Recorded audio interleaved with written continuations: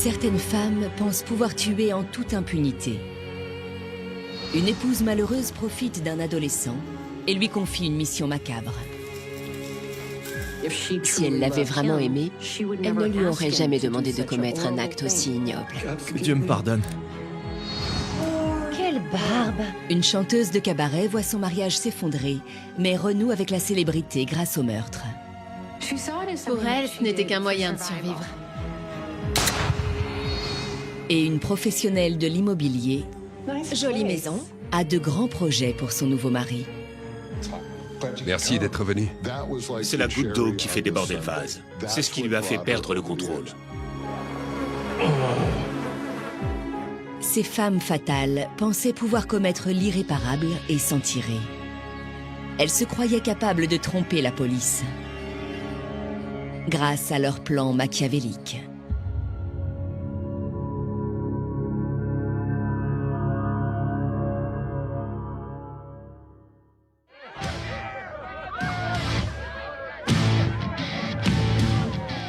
Certaines personnes préfèrent rester en retrait sans attirer l'attention sur elles.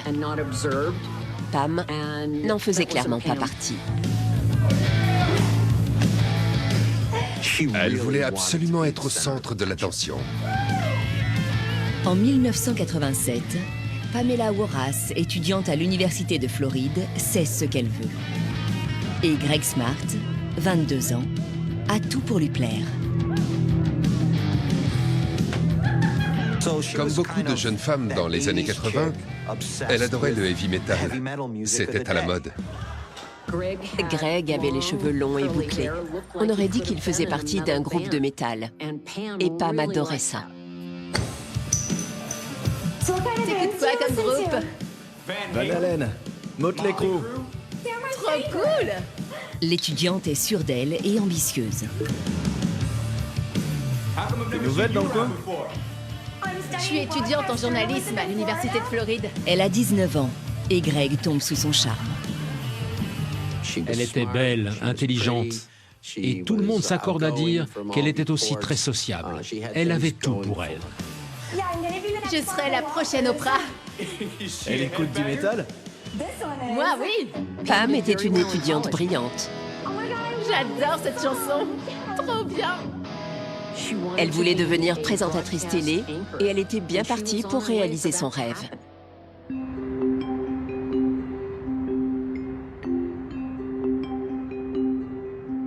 Après avoir quitté l'université, les deux fans de hard rock se marient et s'installent dans le New Hampshire.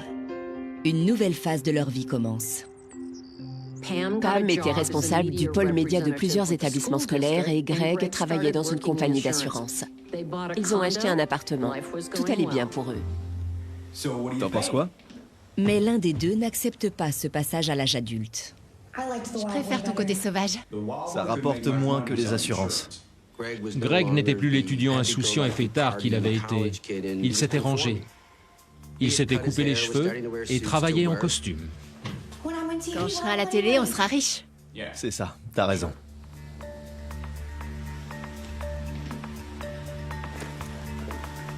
Elle ne voulait pas vivre dans un lotissement avec un chien. Ce qu'elle recherchait, c'était d'être quelqu'un d'influent.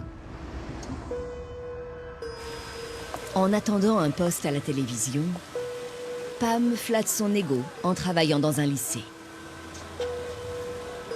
Regarde qui arrive. Pam était responsable du pôle média dans plusieurs lycées. Et elle passait du temps avec les élèves. Je suis amoureux. Il l'adorait. Salut Billy. Il paraît que t'as vu Van Halen? Oui, c'est vrai. Elle faisait du très bon travail. Non mais sérieusement, c'est vrai? Oui. Et c'était trop bien. Je me rappelle même qu'il portait un bracelet moche, un peu comme le tien. À plus les gars. Salut Pam. Pam se sentait beaucoup plus valorisée quand elle passait du temps avec ses adolescents que quand elle était avec son mari. Mais la jeune femme ne recherche pas de l'attention uniquement au travail. Elle commence à inviter des élèves chez elle quand son mari est absent.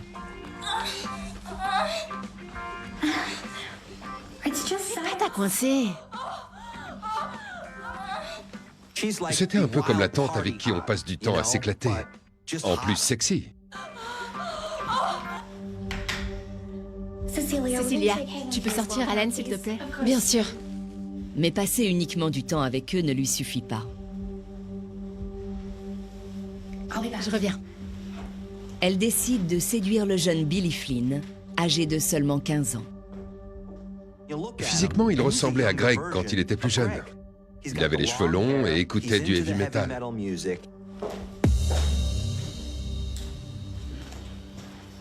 Il n'a pas dû en croire ses yeux.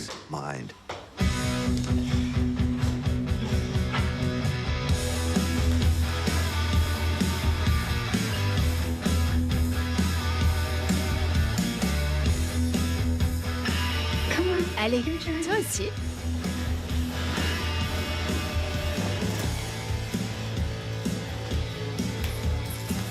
Il s'est retrouvé face à une femme mariée, superbe et jeune. Il n'a pas pu résister. Ce qu'elle aimait par-dessus tout, c'est être le centre de l'attention. Partout où elle allait, elle faisait tout pour l'être. Maintenant que Pam reçoit toute l'attention dont elle a besoin au lycée, son mari Greg ne lui apporte plus rien. Qu'est-ce que tu veux de moi?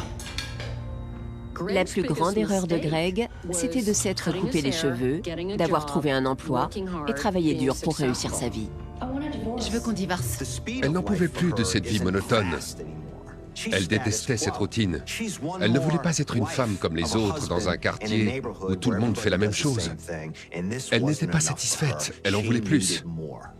Je garde l'appartement. Greg est devenu C'est moi qui l'ai acheté. un obstacle pour elle. Oui, mais la moitié est à moi. Pam en a assez. Ah bon? C'est ce qu'on va voir. Mais elle n'est pas prête à abandonner son train de vie. J'y crois pas. Je pars avec le chien. Compte pas là-dessus! Va te faire voir! Elle a d'autres projets en tête.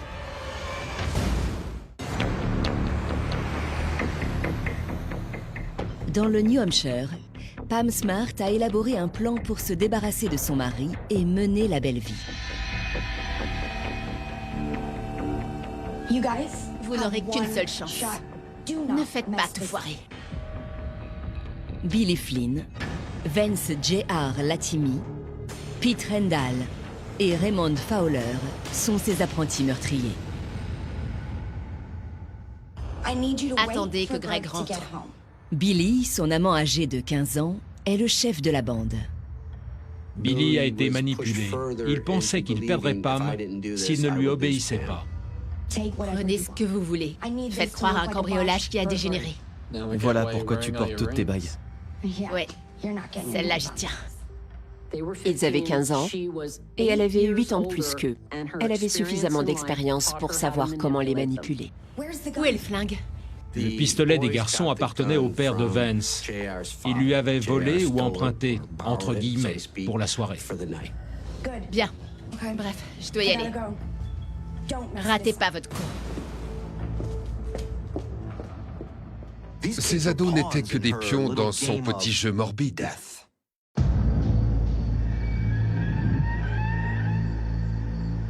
Le 1er mai 1990 au soir, le piège de Pam est prêt à se refermer. 2 adolescents restent dans la voiture, prêts à s'enfuir, tandis que Pete Rendall et Billy Flynn attendent la victime chez elle. Ils se sont cachés à l'intérieur et ont pris Greg par surprise. Allen! Greg ignore que c'est sa femme qui a envoyé ces individus l'agresser. Ils lui ont demandé de leur donner ses objets de valeur. Donne-moi ton portefeuille et ton alliance. Pas mon alliance. Ma femme va me tuer. Il leur a dit que sa femme le tuerait. Au moment de passer à l'acte, les adolescents hésitent. Billy essaie de surmonter sa peur, par amour pour Pam. Elle lui avait dit « Si tu m'aimes, tu peux faire ça pour moi ». Malheureusement, Billy n'avait ni la maturité ni l'expérience nécessaires pour comprendre que, si elle l'avait vraiment aimé, elle ne lui aurait jamais demandé de commettre un acte aussi ignoble. Non, par pitié! Je vous en prie. Alors que Greg l'implore, Je vous en supplie. Billy exécute froidement le mari. Pitié. Que Dieu me pardonne. Et sur l'ordre de sa propre femme. Pam voulait en finir avec cette vie qui ne lui plaisait pas et en commencer une nouvelle dans laquelle elle s'épanouirait. Et au lieu de simplement demander le divorce, elle a décidé de faire table rase du passé. Pam pense pouvoir commettre un meurtre et passer entre les mailles du filet. Comme ce n'était pas elle qui avait appuyé sur la détente, elle devait se dire qu'elle était à l'abri de toute poursuite. À l'aide! Il y a quelqu'un? S'il vous plaît, aidez-moi, mon mari! Mais elle se trompait lourdement. Et le témoignage de la jeune femme devant la police manque de crédibilité. Je suis passée par la porte d'entrée et la première chose que j'ai vue, c'est que les enceintes n'étaient plus sur leur socle. C'est très bizarre. Comme si un cambriolage avait mal tourné. Vous voyez? D'accord. L'une des premières choses que Pam leur a dites, ce n'est pas que son mari était mort, étendu par terre, mais que des objets avaient disparu. Et c'est là que j'ai vu Greg. Ça a éveillé les soupçons. Pam a un alibi. Puisqu'elle a engagé des adolescents pour tuer son mari, elle peut prouver qu'elle n'était pas sur les lieux. Mais elle découvre rapidement qu'avoir recours à des tueurs aussi jeunes a aussi des inconvénients. Quand des adolescents sont mêlés à des affaires de meurtre, il ne faut pas se faire d'illusions. Ça finit par se savoir. Le père de Vance entend son fils et ses amis parler de son pistolet, l'arme du crime. Le père de Vance Latimi a fait ce qu'il fallait. Il a récupéré son arme et l'a apportée au poste de police en disant « Je pense que la victime a été tuée avec ». Ensuite, les analyses balistiques ont confirmé que c'était bien le cas. Les adolescents sont interpellés, mais refusent de dénoncer Pam. Heureusement, tous les élèves ne sont pas sous son emprise. Je sais qui a tué Greg Smart. C'est Pam. Cecilia Pierce connaît les moindres détails de cette affaire et accepte de collaborer avec la police pour piéger la criminelle. Je n'aurais pas mieux fait de divorcer. Je sais pas. Pam l'a même menacée. T'as intérêt à la fermer. Elle lui a dit « À ton avis, quelle personne la police croira? Une femme respectée comme moi ou des ados de 15 ans ?» T'as pas peur d'être arrêté? Non. Qui ils croiront d'après toi? Moi ou des gamins en tôle? Pour la police, ses aveux sont amplement suffisants. Faut que j'y aille. Pam était très cultivée, mais côté relationnel, elle était très mauvaise. Elle ne savait pas s'y prendre avec les gens. La jeune femme est si sûre d'elle qu'elle ne se doute même pas que les enquêteurs la soupçonnent. La police est arrivée dans son bureau alors qu'elle travaillait. Elle leur a dit Du nouveau? « Vous avancez ?» L'enquêteur lui a dit « On a une bonne et une mauvaise nouvelle. La bonne, c'est qu'on a résolu l'affaire. La mauvaise, c'est que vous êtes en état d'arrestation. Suivez-nous. » En 1991, Raymond Fowler est reconnu coupable de complot en vue de commettre un meurtre. Vance J.R. Latimi, lui, est condamné pour complicité de meurtre. Ils écopent de 30 ans de prison et bénéficieront d'une libération conditionnelle en 2005. Pete Randall et Billy Flynn, eux, sont condamnés à 40 ans de réclusion criminelle pour homicide volontaire. Ils seront libérés en 2015. Certains disent que ces garçons n'auraient tué personne s'ils n'avaient pas rencontré Pam Smart. C'est peut-être vrai. On ne le saura jamais. Pam Smart a été reconnue coupable de subornation de témoins, de complot en vue de commettre un meurtre et de complicité d'assassinat. Elle a été condamnée à la prison à vie, sans possibilité de libération conditionnelle. La jeune femme qui voulait tant devenir célèbre l'est enfin, mais pas de la façon dont elle l'aurait voulu. Au bout du compte, le rêve de Pam s'est réalisé. On l'a vu dans tous les journaux télévisés. Psychologiquement, Pam était une ado qui avait épousé un adulte. Sa place est en prison.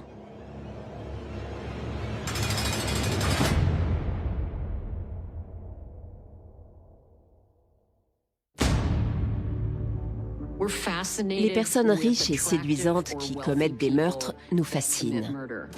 Quelle barbe! Ces gens ont tout pour eux. Ils sont beaux, ils ont de l'argent, et c'est là que ça devient dangereux.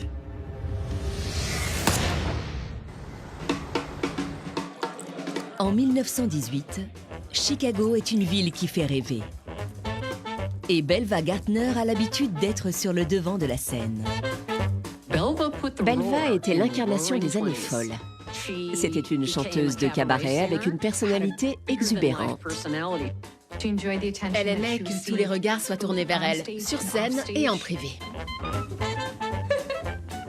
T'as rien perdu? Mais à 34 ans, l'artiste approche de la fin de sa carrière. Belva profite de ses talents pour s'assurer un bel avenir. Ça me manque. Tu es l'une des plus riches de la ville. Mais je m'ennuie. Quelle barbe! Elle a réussi l'impossible pour une femme d'origine modeste. Elle a épousé un homme plus âgé, riche et très respecté. Belva, nos invités attendent. Et pas n'importe quel homme fortuné. William Gaertner, 54 ans, fait partie de l'élite de Chicago. William avait tout pour trouver une femme issue de la haute société. Mais ça ne l'intéressait pas. Ce qu'il aimait, c'était les femmes provocantes. Ce n'est rien. Tous ses amis m'adorent. C'était un célibataire très convoité. Quand il a décidé d'épouser une chanteuse de cabaret, ça a fait scandale. Aujourd'hui, c'est comme si un homme d'affaires célèbre épousait une stripteaseuse. Quand deux mondes aussi différents se rencontrent, il y a souvent des étincelles. Belva ne faisait pas partie de la bourgeoisie de Chicago, loin de là. À l'époque, les femmes de la haute société se regroupaient dans des clubs privés. Et elle détonnait. Elle ne correspondait pas à leur standing. Champagne, Je préfère un old-fashioned. Belva attire toujours les regards, mais pour de mauvaises raisons. Au lieu d'être admirée, elle est la cible des railleries des autres épouses. Alors, Quand commence le spectacle? quel spectacle? Pourquoi êtes-vous là alors? Belva n'aime pas rester là où elle n'est pas la star. Partons d'ici. Après son mariage, elle a trouvé que sa vie était devenue trop ennuyeuse. Ses années de cabaret et l'attention qu'on lui portait avant lui manquaient. Le soir, la jeune femme se réfugie régulièrement dans le monde qu'elle connaît le mieux. Elle sortait en secret et se donnait l'impression d'avoir encore sa place dans l'univers du cabaret. Là-bas, on l'admirait.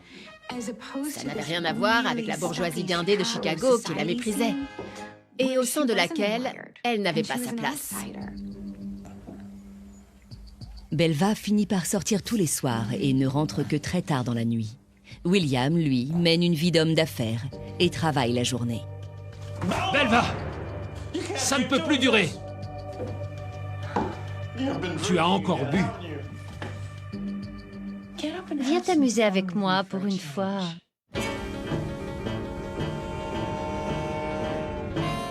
Les problèmes de William ne font que commencer et ne se limitent pas à ses nuits agitées. Ça te plaît?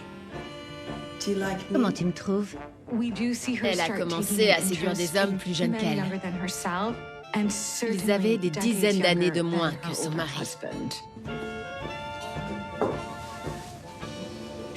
Ce qu'elle voulait dans son lit, c'était un bel et jeune étalon.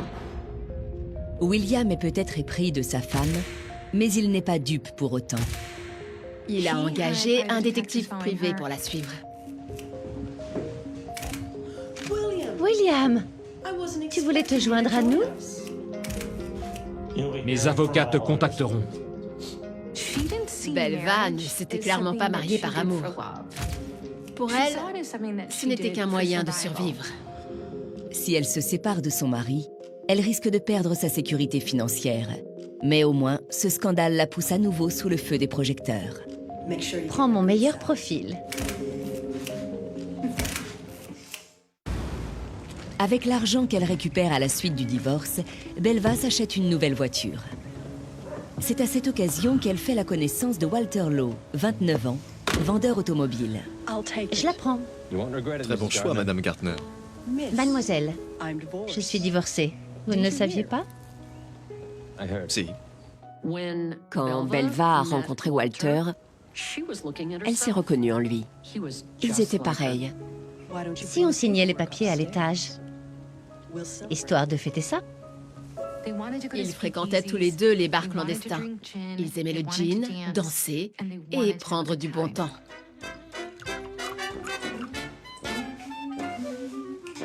Il avait une femme et un enfant, mais ils avaient une liaison secrète.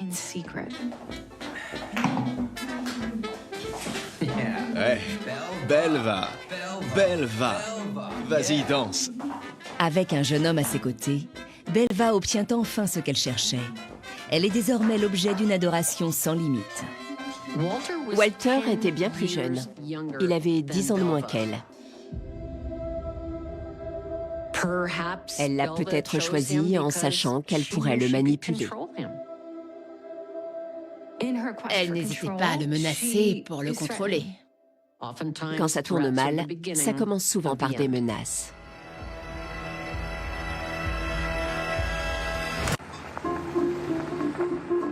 Chicago, début 1924. Belva Gartner, ancienne chanteuse de cabaret, et son jeune amant Walter Lowe profitent de la vie nocturne qu'offre la ville. Je dois rentrer. N'importe quoi. La nuit commence à peine. Au fur et à mesure de leur relation, la situation est devenue plus tendue. Walter n'avait plus envie de rester avec Belva. Mais le jeune homme comprend vite que cette décision ne lui appartient pas. Tu n'iras nulle part. Ne me mets pas en colère, chérie. Son comportement devenait de plus en plus inquiétant. Elle se montrait parfois violente, et quand Walter a voulu la quitter, elle l'a menacée avec un couteau. La situation empirait.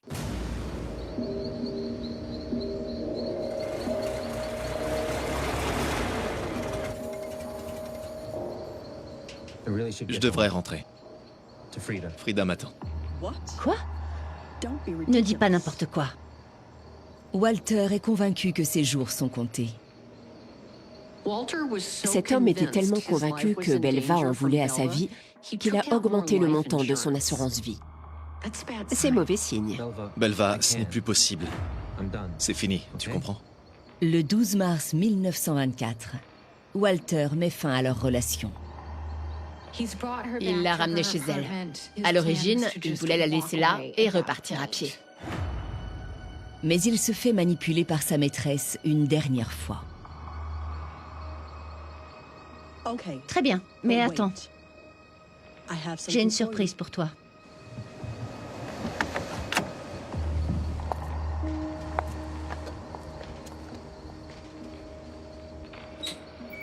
Elle est allée à l'intérieur, a pris son pistolet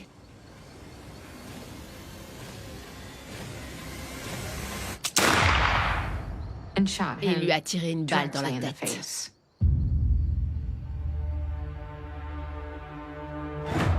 La meurtrière retourne à l'intérieur, mais laisse plusieurs indices derrière elle. Notamment sa voiture, avec un cadavre au volant. Peu de temps après, la police arrive sur les lieux. Elle avait laissé ses vêtements ensanglantés par terre et sa montre s'était cassée à l'heure précise où Walter avait été tué, 1h15 du matin. Ce sont vos habits? Oui. Walter saignait. J'ai essayé de le sortir de la voiture.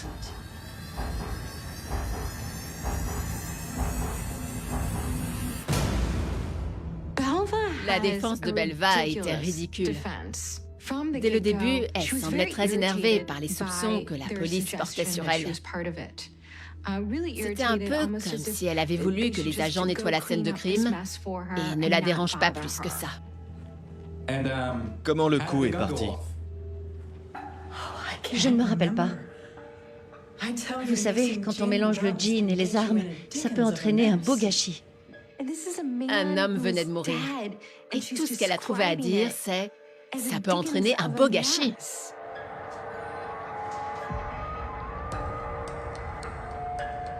Les preuves contre Belva s'accumulent. Mais pendant les années folles, il n'était pas rare que des femmes séduisantes et célèbres soient innocentées.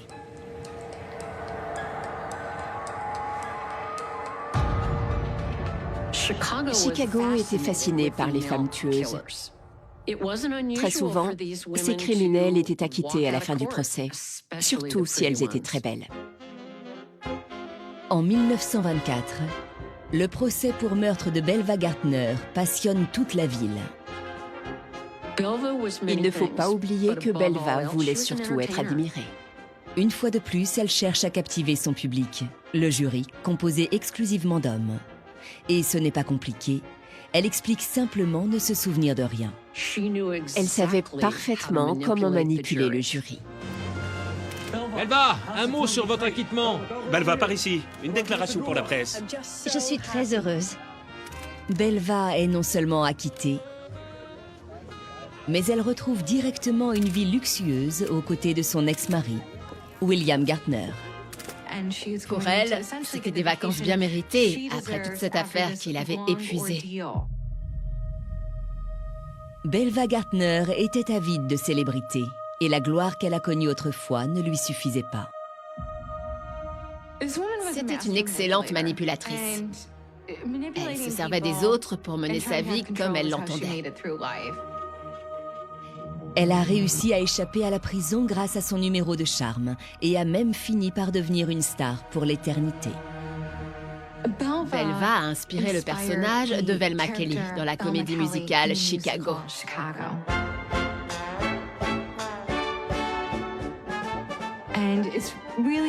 D'une certaine façon, c'est très triste de voir un spectacle glorifier une telle personne. Elle n'a jamais payé pour son crime et son comportement. Elle a réussi à commettre un meurtre en toute impunité.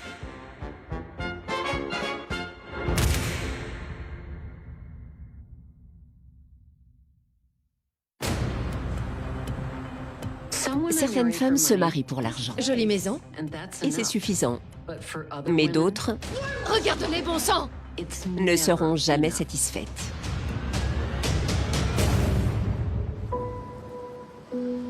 Kansas City, 1998.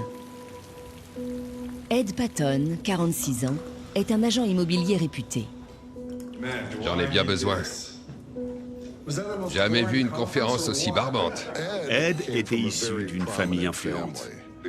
Il était très fier de l'image qu'il s'était construite au fil des années. Une sorte de playboy. Tyler Block, 48 ans, fait ses débuts dans ce secteur. Cette femme ambitieuse n'a qu'un objectif, se faire un nom dans le métier. Ayant déjà divorcé 3 fois, elle ne compte pas entamer une relation amoureuse. Je préférerais être ailleurs, j'ai beaucoup de travail. C'était une femme ambitieuse, très séduisante, et qui savait ce qu'elle voulait. Ed peut ouvrir des portes. Vraiment? Ce n'est pas juste un tombeur? Non, c'est bien plus que ça. En fait, il a même un paquet d'argent. C'est aussi l'unique héritier de la fortune familiale. Tyler est soudainement très intéressé par son hôte. Merci d'être venu, Tyler. Jolie maison. Je vous fais visiter? Ed Patton possédait beaucoup d'argent. Et même si Tyler avait bien réussi sa vie, ça ne lui suffisait pas. Cet homme pouvait lui en offrir plus. Ils étaient tous les deux célibataires depuis des années.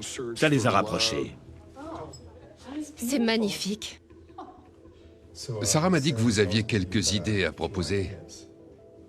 Oui, j'ai de très grands projets. Vraiment? Ça m'intrigue.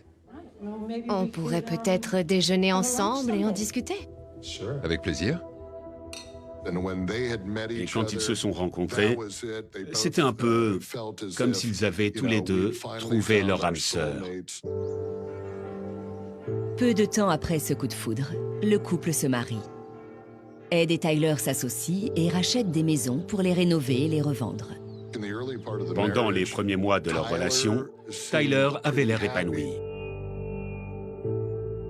Mais leur idylle ne dure pas. Ils étaient mariés depuis moins d'1 an quand la situation a commencé à se détériorer. Regarde celle-ci. Je ne veux pas en parler. Regarde-la, bon sang! On n'a pas les moyens pour l'instant. Selon Tyler, Ed n'avait pas été honnête au sujet de sa fortune personnelle. Et ton argent? C'est celui de ma mère. Tyler découvre alors que c'est la mère d'Ed qui détient la fortune familiale. Tu me fais pitié. C'est celui de ma mère. Je te croyais riche. Pas tant que ça. Tyler voulait que son mari lui offre une vie luxueuse et elle lui reprochait de ne pas en être capable. Le problème de Tyler, c'était qu'elle était persuadée que tout lui était dû. Elle aimait Ed, mais pas autant que son compte en banque. Ce n'était pas une dispute ordinaire entre un mari et sa femme. Ils se sont querellés assez violemment. Les propos de Tyler sont si virulents qu'Ed décide de les enregistrer. Vas-y, enregistre. J'en ai rien à faire. C'est un élément de plus dans le dossier qu'il monte contre sa femme. De tous les maris que j'ai eus, tu es le plus pitoyable. Tu n'es qu'un loser. Tu n'es rien sans ta mère. Tyler savait pertinemment qu'Ed l'enregistrait. Et pourtant, elle a continué et est même devenue plus virulente. On pourrait en discuter calmement. On pourrait en discuter calmement. Une fois lancée, elle ne s'arrêtait plus.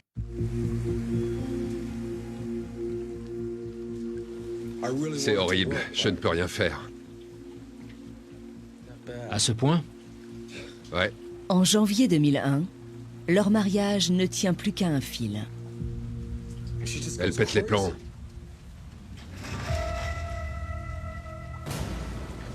Chérie, attends. Tais-toi. Va-t'en. Maintenant. Tyler a dit à Ed de demander à sa mère de lui donner de l'argent.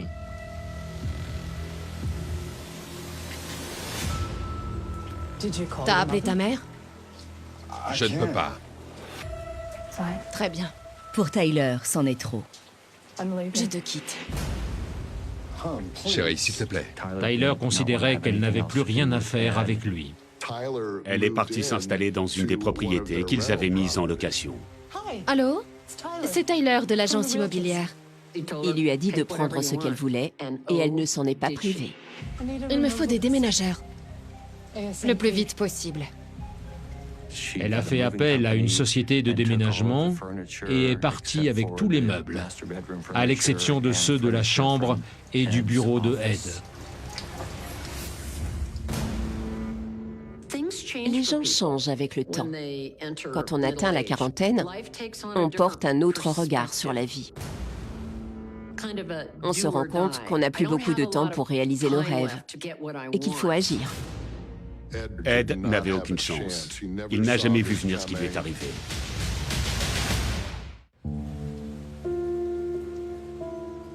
Tyler Block Patton vient de quitter Ed après seulement 1 an de mariage.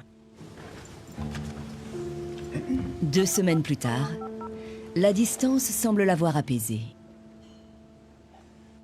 Salut, c'est moi. C'est juste pour vérifier que tout va bien. Voilà. Je t'aime. Tyler a laissé plusieurs messages sur le répondeur de Ed. Coucou, chérie. C'était pour prendre des nouvelles.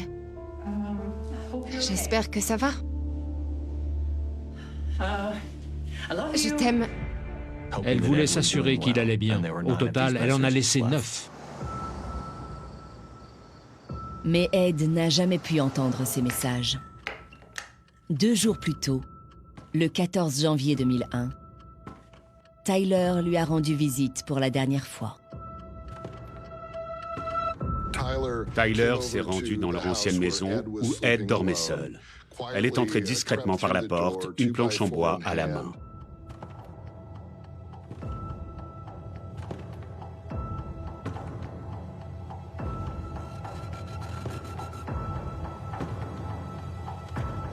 Elle est entrée dans la chambre et elle s'est mise à le frapper très violemment et de façon répétée, comme si elle laissait exploser toute sa rancœur.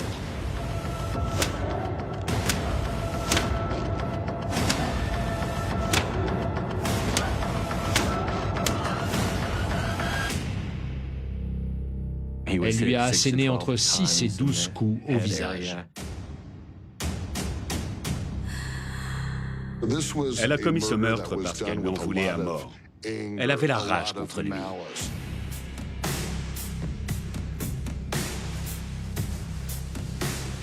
Elle était peut-être en colère, mais au moment du meurtre, c'était bien pire que ça. Elle s'est déchaînée sauvagement.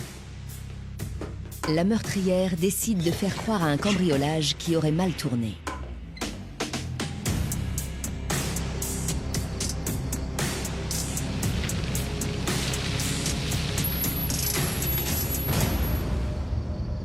Deux jours plus tard, elle revient sur place et se fait passer pour une épouse dévouée et inquiète.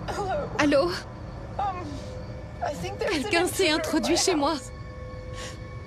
Et mon mari est à l'intérieur. Tyler s'est rendue à leur domicile. Elle a expliqué être entrée dans la maison et avoir entendu un intrus.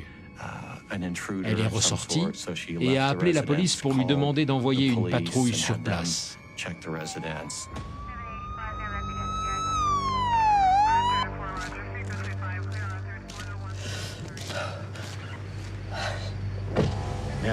C'est vous qui avez appelé? Oui. Ok, on y va. La police découvre la maison en désordre. L'un des éléments qui a éveillé les soupçons des agents venus sur place, c'est que ça ressemblait à une mise en scène. Aucun objet de valeur n'avait disparu. Certaines choses qui étaient par terre auraient dû se casser en tombant. Et là, ce n'était pas le cas. La police ne trouve aucun signe d'effraction et aucune trace d'un intrus. Ils ont découvert le cadavre d'Ed Patton dans la chambre. Il avait été frappé si violemment qu'il était méconnaissable. De plus, l'état du corps prouve que le drame n'a pas eu lieu ce soir-là. Et la tueuse s'est montrée négligente. La police a retrouvé l'arme du crime dans le jardin. Une planche en bois de 60 cm.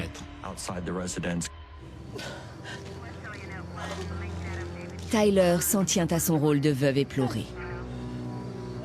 Mon pauvre Ed chéri.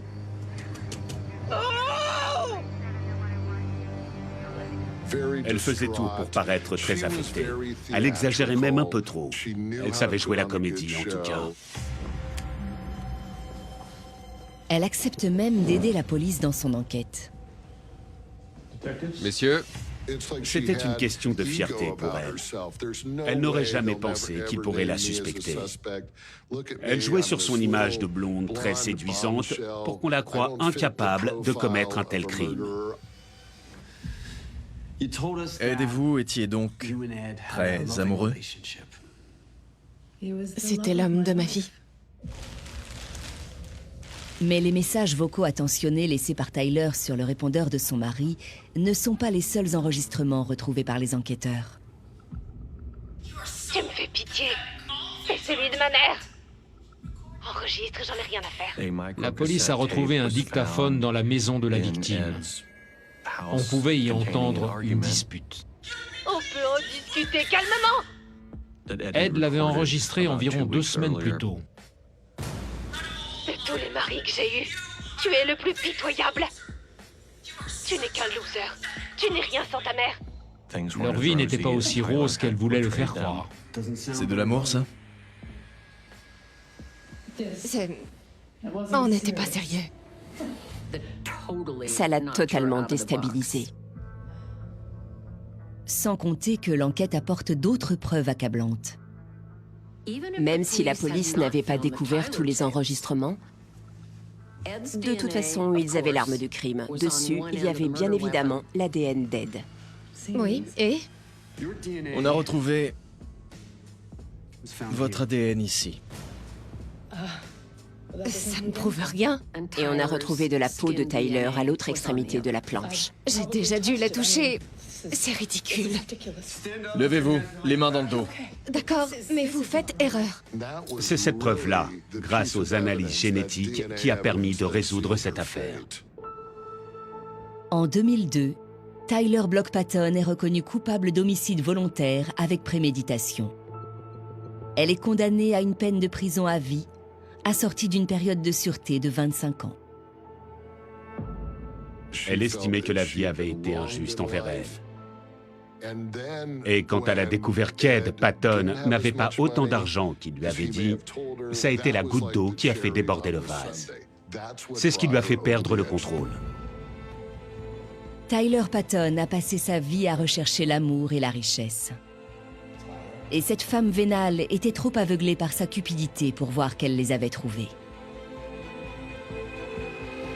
Pour moi, ça ne fait aucun doute. Ce meurtre était prémédité.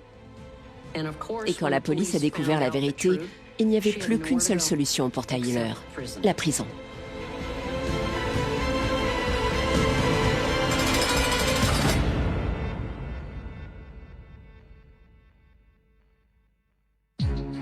Ces femmes fatales avaient besoin de prendre le contrôle et elles étaient prêtes à tout.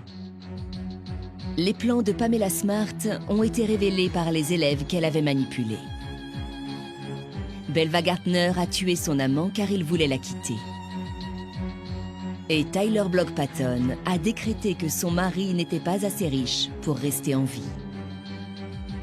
Ces trois meurtrières se croyaient trop intelligentes pour être arrêtées. Mais cette arrogance a fini par causer la perte de ces femmes machiavéliques.